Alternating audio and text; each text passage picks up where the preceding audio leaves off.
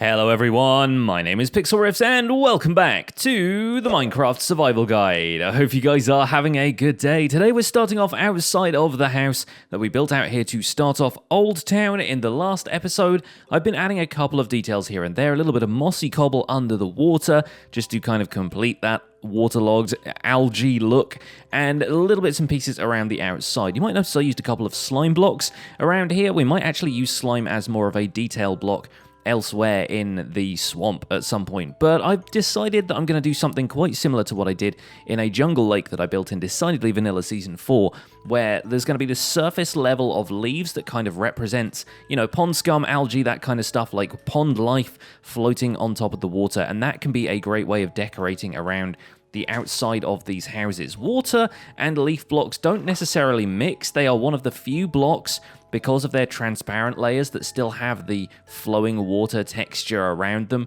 like that, and slime blocks kind of do that, but only on the bottom side of them. So as long as we keep the slime roughly on the surface, we shouldn't have too hard of a time with that. But yeah, I've decided that it's probably going to be a decent theme to go with for the long term, and to be honest, I kind of like this place now. I was having my doubts about it before, when we were looking around before, but I kind of like the way this turned out. It's still very wooden. There are still a few changes I would like to make to it, but I don't know if those changes are actually in Minecraft yet, because there are some slabs and stairs and stuff coming in the next update that I feel like might make a good accent to the roof, might be able to line the roof in that kind of stuff. Maybe if we do a little bit more work with cobblestone, we could do it now, but I kind of want to see what this looks like with the new slabs and stairs. Stuff like andesite and diorite are coming to the game in 1.14 as slabs and stairs and walls, so maybe there's a few touches we could add after that update rolls around. So with that in mind, and this being episode 99 and wanting to do something a little bit special, I thought what we could do is make a copy of this world and open it in one of the in-development snapshots for the upcoming update Minecraft 1.14. Eventually this world will be upgraded to 1.14 anyway, but people have been asking me all along why I'm not playing in the snapshots. There are a few reasons for that, really. The main reason being that worlds in snapshots are not necessarily all that stable, and the second being that some of the features that appear in snapshots are subject to change. They could change at any time, so me using them in a tutorial series doesn't really feel like it makes a whole lot of sense. However, for you guys at home, for the folks who would like to take a look at the in-development features of Minecraft before they come out and be able to give feedback to Mojang on them as they kind of come out into these in-development versions, I thought it'd be cool to take a look at how to open a snapshot world, how to open your existing world in snapshots, and maybe take a quick sneak peek at what Founders Forge and the surrounding area might look like once 1.14 actually comes out. So we're going to save the world right now, and then we're going to go to this menu and we are going to make a backup. Now, this is a very important thing to do if you want to open one of your existing worlds in development snapshots, because like I said, they are a little bit dangerous to use as far as the safety of your world goes. They can potentially have features that crash or corrupt worlds. You do not want that stuff to happen. So you want to make sure you have a backup of your world if you plan on opening it in a snapshot, so that you can revert back to the backup if you want to reload it in the most recent stable version of Minecraft. So I'm going to hit make backup now. This is going to take a moment because the survival guide world has got pretty big. I think it's about 700 megabytes on disk, but that should be okay. I've got enough space on the hard drive. There we go, 694 megabytes. Gosh, that's a big world at this point, and it's only getting bigger. But now we should be safe to open the world in snapshots. I can revert back to the backup when we go back to 1.13.2. And I wanted to take a look at the snapshots now because the latest update to Minecraft is basically feature complete at this point, and they're just working through a lot of bug fixing.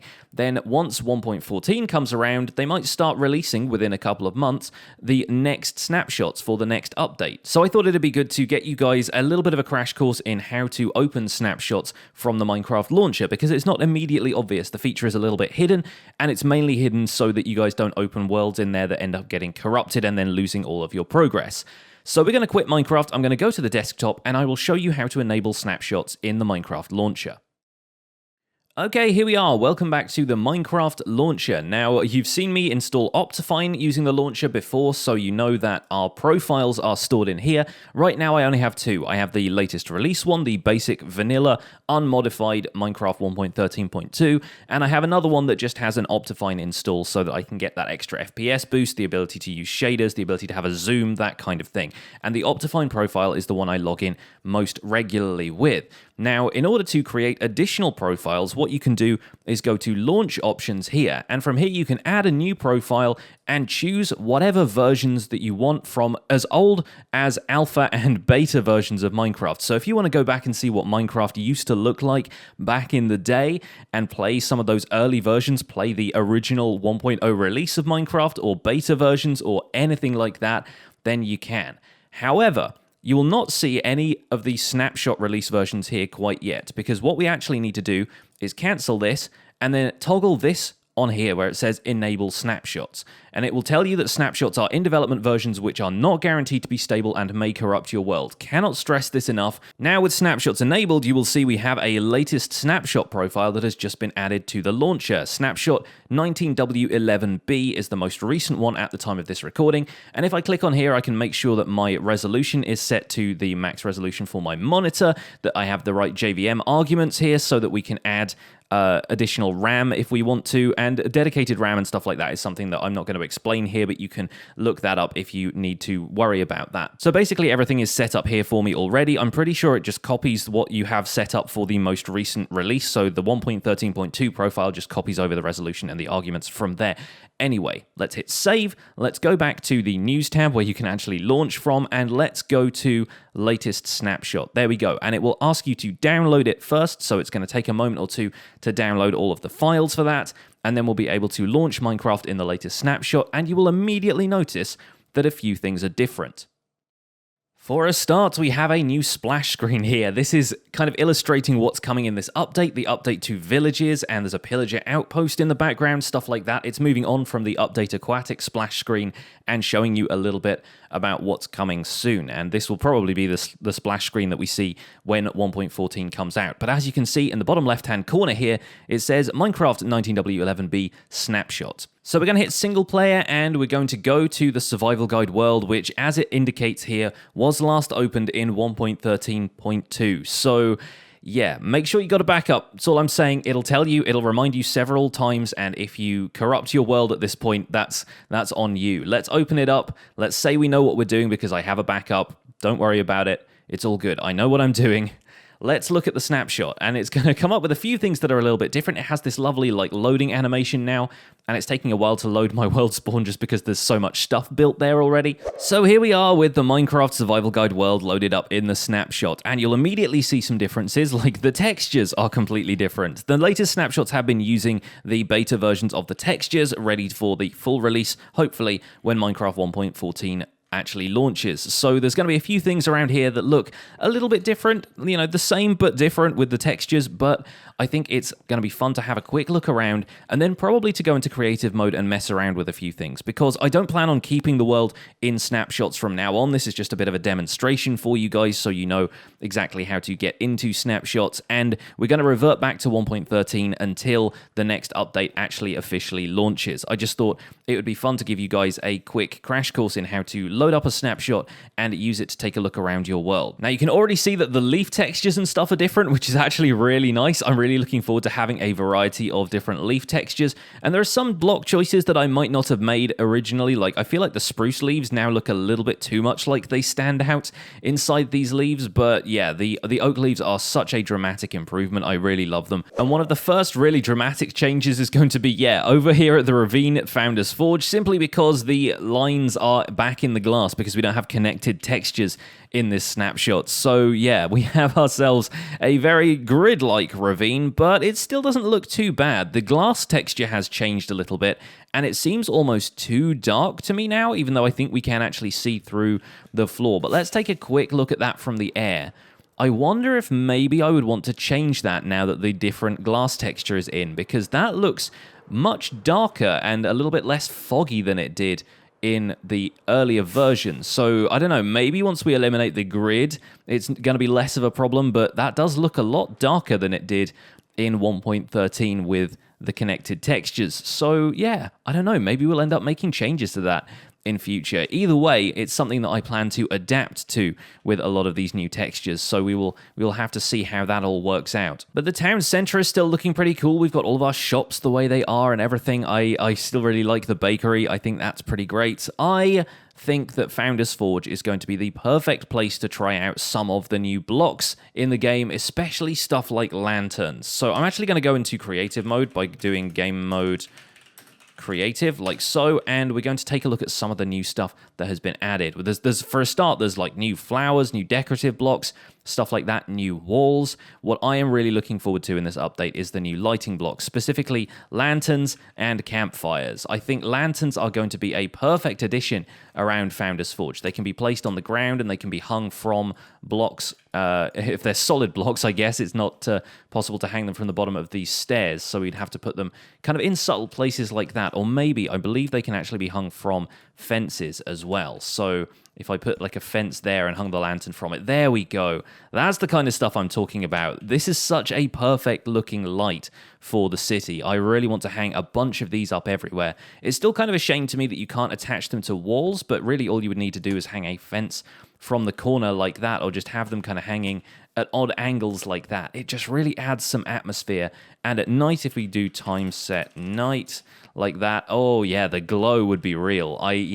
I'm really looking forward to these being in the game. Obviously, I can play around with them right now, but I don't want to have my world in snapshots permanently, so I'm not going to worry too much about that. Just having them balanced on fence posts, though, it's going to look very atmospheric in the window of our lighting shop, and it's really going to give the place a little bit more of that steampunk, Victorian, gaslight era kind of vibe. It's also going to be great for modern garden builds as well. You have those lanterns that you put outside in gardens just to kind of give the place a little bit of a cozy glow. Yes. Love it. Love it. Absolutely love it. Also, the campfires are going to be fantastic too, because not only do they give off light, but they also give off a smoke effect. So right now it's got a bit of an issue with the particles looking transparent and going behind the water texture over there. But if you can imagine that on the roof of a house that has a chimney, let's put one on the bakery, for example. Like if we put that here, obviously like it's going to stand out from the brickwork right now, but we could fix that with a couple of small adjustments. Let's grab some brick stairs. There you go. Look at that. An actual smoking chimney on a build that doesn't have to rely on fire particles or glass or cobwebs or anything like that. That's genuinely really, really nice. I think a lot of these will actually produce quite a hefty kind of performance issue in the world. They tend to lag stuff out with the amount of particles it produces, but just for the atmosphere of one or two builds in your town like that, that's absolutely beautiful. By the way, if you add a hay bale underneath this, the smoke signals get really, really large. Let me grab a hay bale from in here, wherever they are. There we go. If you put that underneath the campfire, then the smoke will travel super high. It will actually go, yeah, there you go. It doesn't start to fade out until much further up in the air. So you can actually use these for a kind of skywriting. There are a few folks on YouTube who have already given some thought to contraptions that can allow you to write stuff using these campfire smoke particles. It's a lot of fun. But for now, I think that's gonna be a really great addition to the game, and it's gonna definitely give sort of outside campfire scenes and like fire pits out there. It's gonna give them a really nice vibe. Like if you imagine we could just make a fire pit out here just using, I don't know, some nether brick slabs around here and something like that. If we pop down a campfire in there, and then all you need to do, oh, there we go. I think we've made an Enderman invisible. All you need to do is set down a couple of logs around it, like so, for people to sit on. Maybe a couple of little, I don't know, cobblestone slabs around here, little seats like that. It immediately gives it a nice camping atmosphere, having a little fire pit like that. I think that's going to be great for, you know, outdoorsy builds and building in the taiga and places like that. I reckon that's going to be a lot of fun. Setting the time back today, I do want to go over here and check on my villagers. By the way, Wheatfield looking golden, very cool. I do want to check on my villagers. Let's start with the guys in the house, because villagers are actually undergoing a huge change in this forthcoming update. And not only do they have different costumes, but they now have a different set of trades. Now, these are my legacy villagers, so right now I don't think these guys are actually going to change up their trades unless there's a change coming to that in a future update when they fix the bug. bugs and they're going to kind of, grandfather in some of the old villagers, or if they're going to just completely refresh their trades. I imagine that people might get a little bit mad if their existing trades go away, if they have that one mending villager they rely on, kind of like Mendelssohn in the house. So it's going to be an interesting time seeing whether or not those villagers actually do the same thing. Also, the iron farm that's up there is no longer going to work in this update because villages generate iron golems based on the amount of villager interactions and gossip rather than the amount of doors that are in a certain area and villagers needing stuff. So these guys are still breeding, which is interesting. I did not expect them to have quite this much love, but apparently they do. So I don't know. I think villager breeding is no longer going to be a problem. And these guys in the trading hall are still hanging out here despite their costumes. Oh, these ones seem to have the XP bar though. Weird. The guys in the house didn't, but maybe that's because I fully unlocked all of their trades. That would seem a little strange to me, but at least for now, they have a different system. And yeah, we will see exactly how this affects us when the full 1.14 update comes around. But even so, it's very exciting to see a few changes coming to villages. We will take a look at them in future and see exactly how some of this stuff... See, that guy's a master because we've done so much trading with him. The cleric is the same here as well, yeah. It's going to be a really interesting time, and I imagine that some of these existing villager trading halls will actually have to change. That's the main reason I haven't really turned this into more of a formal building, is because I wanted to make sure that this would still be a viable design when 1.14 comes around. Chances are it's not going to be. So we need to prepare for that kind of stuff, and I'm probably going to release a bunch of these villagers, or at least figure out some kind of way that we can keep them in a confined space, but give them a little bit more freedom to do what they need to do. I am very interested in the fact that all of these villagers seem to have love hearts, and yet there are no kids. So maybe the behavior itself has been disabled. They're not able to produce kids, even though they all seem to be in that kind of love mode. That social atmosphere is being created anyway. And that's also weird because if I open this up, you will see that my main dude up here does not have any doors around him. So that is kind of the proof that we needed, if we didn't have the proof already, that villager breeding and villager generation in general is no longer going to be dependent on doors. Instead, I'm pretty sure village detection is meant to be based on the amount of workstations and beds that are nearby.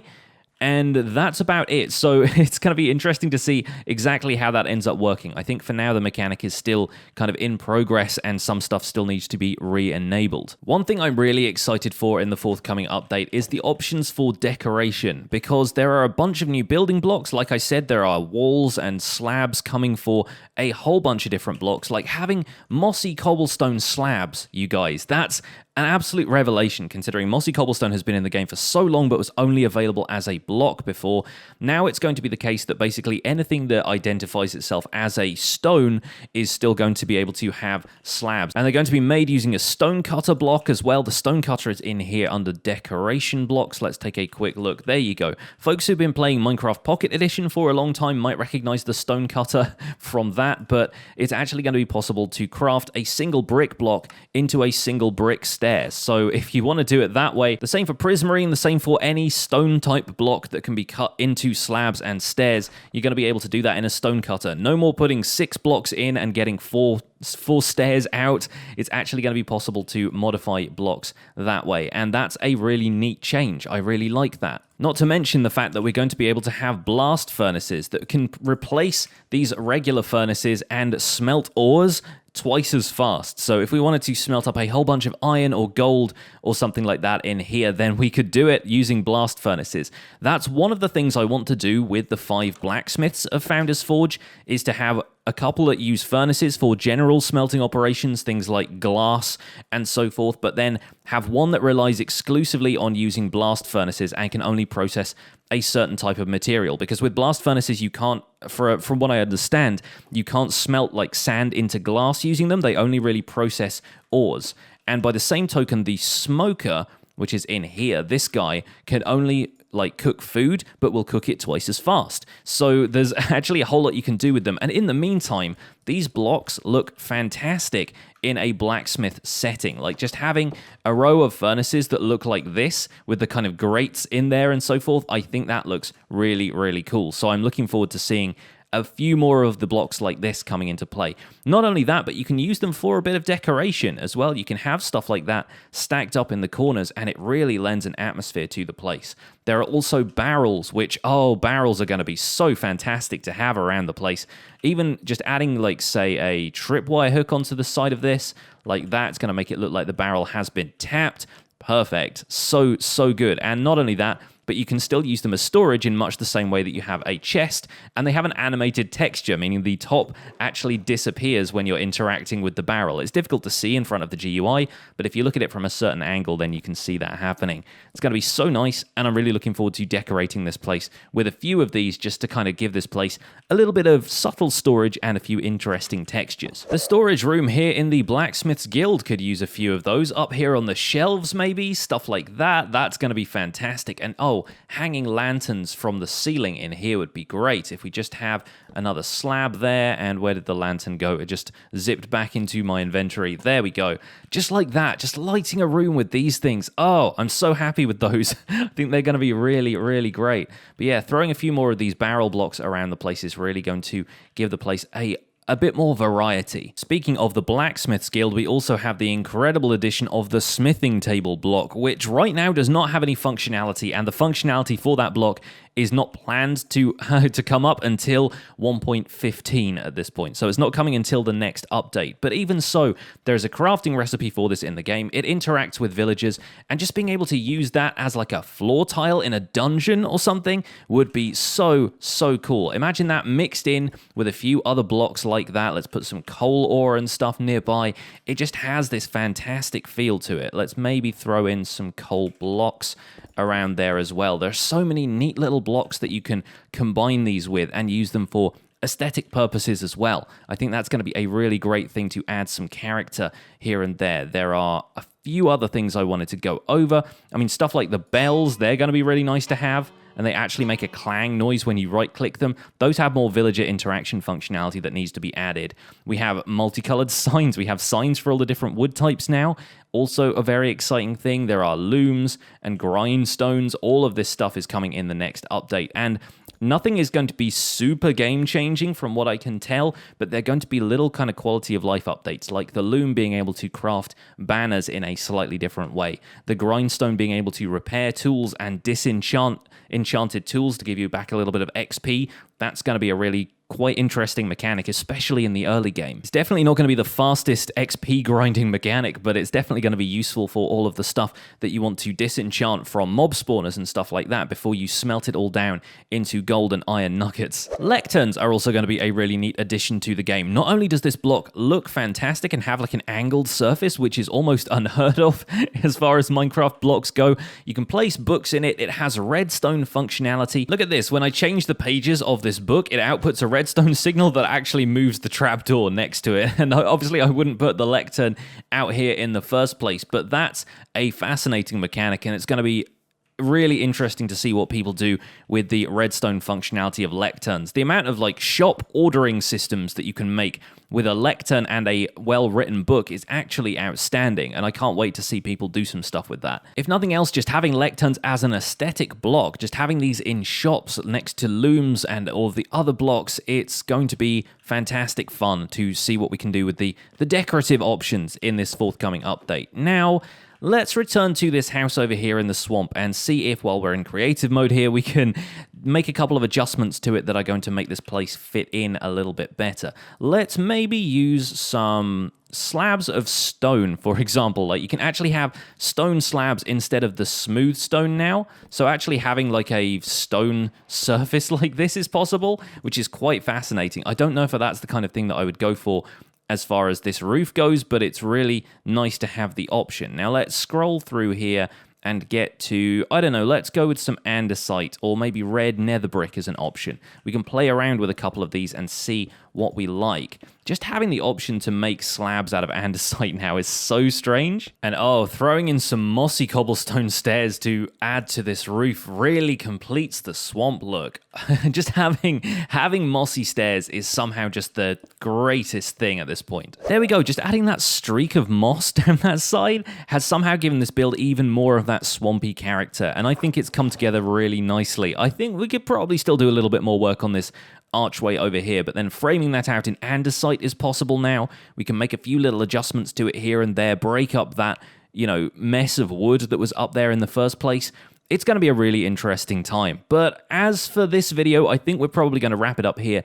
And in the next video, we'll be back into Minecraft 1.13.2 because, like I said, the snapshot is feature complete more or less, but they're still working out a lot of bugs. Villager behavior is still a little bit of a mess. There's so much stuff that still needs to be perfected before Minecraft 1.14 actually releases. So we're not going to see that for a little while. And the Minecraft Survival Guide is going to continue in 1.13.2. Not only that, but it's going to be really difficult to do my intro with the camera angles reversed like this, like they are right now. So that's going to be it for this episode of the Minecraft Survival Guide. Thank you guys so much for watching this video. I hope you guys will enjoy exploring the snapshots, and you can always open up a creative test world if you don't want to look around your existing worlds. But remember, if you do that, make backups. That's the one piece of advice you should take away from this video. But guys, thank you so much for the support over the last 99 episodes of the Minecraft Survival Guide. If you liked this video, please do leave a like on it. Don't forget to subscribe if you want to see more. I will see you tomorrow for episode 100. Take care. Bye for now.